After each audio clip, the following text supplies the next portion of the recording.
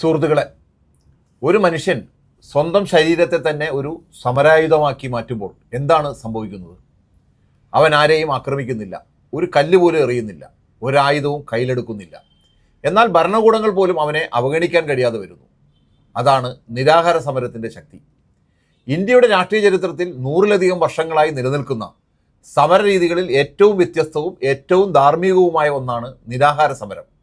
സർക്കാരുകൾ മാറി, രാഷ്ട്രീയ പാർട്ടികൾ മാറി, പ്രതിഷേധ രീതികൾ മാറി. ഇന്ന് സോഷ്യൽ മീഡിയയിലും ഡിജിറ്റൽ പ്രചാരണങ്ങളും പ്രതിഷേധത്തിൻ്റെ പ്രധാന ഉപാധികളായി മാറിയിരിക്കുന്നു. എന്നാൽ ഇതെല്ലാം കഴിഞ്ഞിട്ടും നിരാഹാര സമരം ഇന്നും പ്രസക്തമായി തുടരുന്നു. എന്തുകൊണ്ട്? കാരണം നിരാഹാര സമരം ശക്തി കൊണ്ടല്ല സംസാരിക്കുന്നത്, മനസാക്ഷിയോടാണ് സംസാരിക്കുന്നത്. സാധാരണ പ്രതിഷേധങ്ങൾ ഭരണകൂടത്തിന് സമ്മർദ്ദം സൃഷ്ടിക്കാനാണ് ശ്രമിക്കുന്നത്. എന്നാൽ നിരാഹാര സമരം സമൂഹത്തോടും ഭരണാധികാരികളോടും ഒരു ചോദ്യം ചോദിക്കുന്നത്. ഈ ആവശ്യം ഇത്ര അന്യായമാണോ? അതിനുവേണ്ടി ഒരു മനുഷ്യൻ സ്വന്തം ജീവൻ പോലും പണയം വെക്കേണ്ടി വരുന്നത്.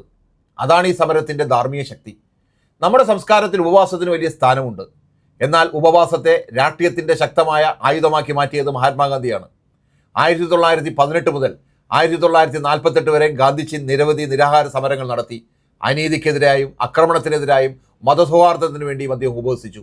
എതിരാളികളെ പരാജയപ്പെടുത്താനല്ല, അവരുടെ മനസാക്ഷിയെ ഉണർത്താനാണ് അദ്ദേഹം ശ്രമിച്ചത്. ഗാന്ധിജി വിശ്വസിച്ച ഒരു വലിയ സത്യമുണ്ടായിരുന്നു. സത്യവും ആത്മത്യാഗവും ഒടുവിൽ മനുഷ്യഹൃദയത്തെ മാറ്റും. അതാണ് സത്യാഗ്രഹത്തിൻ്റെ ആത്മാവ്. എന്നാൽ നിരാഹാര സമരത്തിൻ്റെ ചരിത്രം ഗാന്ധിജിയിൽ അവസാനിക്കുന്നില്ല. 1929 ലാഹോർ സെൻട്രൽ ജയിലിൽ ഭഗത് സിംഗ്, ബട്കേശ്വർ ദത്ത്, മറ്റ് രാഷ്ട്രീയ തടവുകാർ എന്നിവർ ചരിത്രപ്രസിദ്ധമായ നിരാഹാര സമരം ആരംഭിച്ചു. അവർ സ്വന്തം മോചനത്തിലല്ല പോരാടിയത്. ഇന്ത്യയിലെ രാഷ്ട്രീയ തടവുകാർക്കും യൂറോപ്യൻ തടവുകാർക്ക് ലഭിക്കുന്നത് പോലുള്ള മാന്യമായ പരിഗണന വേണം. നല്ല ഭക്ഷണം വേണം, പുസ്തകങ്ങളും പത്രങ്ങളും വായിക്കാൻ അവകാശം വേണം, മനുഷ്യരായി ജീവിക്കാനുള്ള അവകാശം വേണം. ഈ സമരത്തിൻ്റെ ഏറ്റവും വലിയ പ്രതീകമായി മാറിയത് ജതിൻ ദാസ് ആണ്. 63 ദിവസം ഭക്ഷണം കഴിക്കാതെ അദ്ദേഹം ജീവത്യാഗം ചെയ്തു. അദ്ദേഹത്തിൻ്റെ മൃതദേഹം ലാഹോറിൽ നിന്ന് കൊൽക്കത്തയിലേക്ക് കൊണ്ടുപോയപ്പോൾ ലക്ഷക്കണക്കിന് ആളുകൾ അന്ത്യാഞ്ജലികൾ അർപ്പിച്ചു. ഒരു മനുഷ്യൻ്റെ ആത്മത്യാഗം ഒരു ജനതയുടെ മനസാക്ഷിയെ ഉണർത്തിയ നിമിഷമായിരുന്നു അത്. സ്വാതന്ത്ര്യത്തിന് ശേഷം പലരും കരുതിയത് ഇത്തരം സമരങ്ങൾക്ക് ഇനി പ്രസക്തിയില്ലെന്നാണ്. പക്ഷേ ചരിത്രം മറ്റൊന്നാണ് തെളിയിച്ചത്. 1952 പൊട്ടി ശ്രീരാമലു തെലുങ്ക് ഭാഷ സംസാരിക്കുന്ന ജനങ്ങൾക്ക് പ്രത്യേക സംസ്ഥാനം വേണമെന്നാവശ്യപ്പെട്ട് 58 ദിവസം നിരാഹാര സമരം നടത്തി. അദ്ദേഹം മരണപ്പെട്ടതോടെ രാജ്യം മുഴുവൻ പ്രതിഷേധം പടർന്നു. ഒടുവിൽ ആന്ധ്ര സംസ്ഥാനം രൂപീകരിക്കപ്പെട്ടു. അതിനും വലിയ മാറ്റം പിന്നീട് സംഭവിച്ചു. 1956 സംസ്ഥാന പുനഃസംഘടനയ്ക്ക് ഈ സമരം പ്രധാന പ്രചോദനമായി. ഒരു മനുഷ്യൻ്റെ ആത്മത്യാഗം ഇന്ത്യയുടെ ഭൂപടം തന്നെ മാറ്റിമറിച്ച ചിത്രമാണത്. കാലം മാറിയപ്പോൾ നിരാഹാര സമരങ്ങളുടെ ലക്ഷ്യങ്ങൾ മാറി. മനുഷ്യാവകാശം, പരിസ്ഥിതി സംരക്ഷണം, അഴിമതി വിരുദ്ധ പോരാട്ടം, വിദ്യാഭ്യാസം, ഇങ്ങനെ പുതിയ വിഷയങ്ങൾ ഉയർന്നു. ഈ പുതിയ കാലഘട്ടത്തിൽ ഏറ്റവും വലിയ പ്രതീകമാണ് ഇറോം ശർമിള. 2000 മണിപ്പൂരിലെ മാലോം സംഭവത്തിന് ശേഷം സായുധ സേന പ്രത്യേക അധികാര നിയമം പിൻവലിക്കണമെന്നാവശ്യപ്പെട്ട് അവർ നിരാഹാര സമരം ആരംഭിച്ചു. 1 വർഷമല്ല, 2 വർഷമല്ല, ഏകദേശം 16 വർഷം ബലമായി ഭക്ഷണം നൽകിയാണ് അവരെ ജീവനോടെ നിലനിർത്തിയത്. നിയമം ഉടൻ റദ്ദാക്കപ്പെട്ടില്ല. എന്നാൽ മനുഷ്യാവകാശങ്ങളെക്കുറിച്ചുള്ള ദേശീയ അന്തർദേശീയ ചർച്ചകളിൽ അവരുടെ സമരം ഒരു പുതിയ അധ്യായം തുറന്നു. പരിസ്ഥിതിക്ക് വേണ്ടിയും നിരാഹാര സമരം ഉപയോഗിക്കപ്പെട്ടു.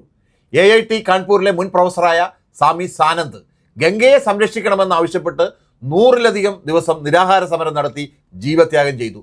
അദ്ദേഹം നമ്മെ പഠിപ്പിച്ചത് പ്രകൃതിയെ സംരക്ഷിക്കുന്നതും ഒരു ധാർമ്മിക ഉത്തരവാദിത്തമാണെന്ന സത്യമാണ്. 2011 അണ്ണാ ഹസാരയുടെ അഴിമതി വിരുദ്ധ സമരം മറ്റൊരു വഴിത്തിരിവായി. ടെലിവിഷനും സോഷ്യൽ മീഡിയയും ആ സമരത്തെ കോടിക്കണക്കിന് ജനങ്ങളിലേക്ക് എത്തിച്ചു.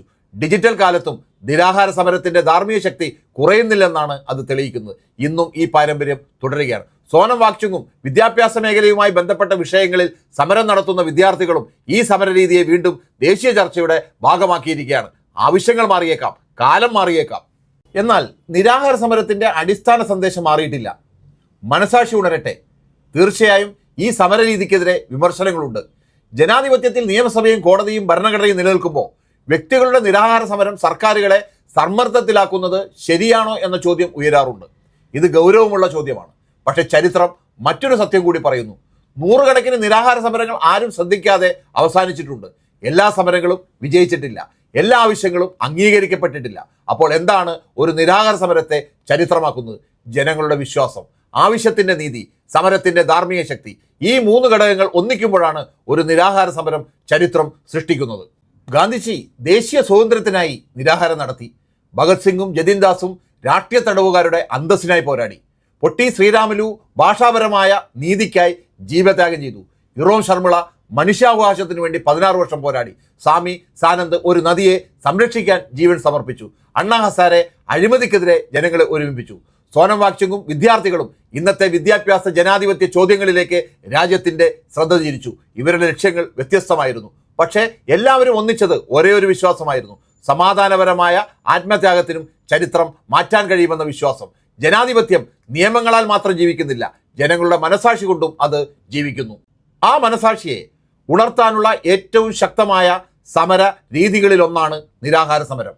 അതുകൊണ്ട് തന്നെ ഇന്ത്യയിലെ നിരാഹാര സമരത്തിൻ്റെ ചരിത്രം പ്രതിഷേധങ്ങളുടെ ചരിത്രം മാത്രമല്ല, അത് ധാർമ്മിക ബോധവും രാഷ്ട്രീയ അധികാരവും തമ്മിലുള്ള ഒരു നൂറ്റാണ്ട് നീണ്ട സംവാദത്തിൻ്റെ ചരിത്രമാണ്. ആ സംവാദം ഇന്നും അവസാനിച്ചിട്ടില്ല.